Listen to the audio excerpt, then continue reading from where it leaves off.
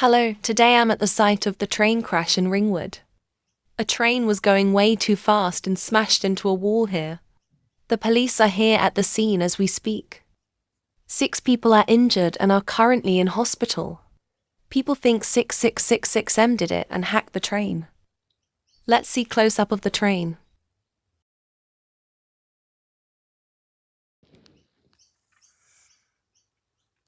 As you can see, the train is messed up and damaged. The train is going to Newport, where it will probably be scrapped into tin cans.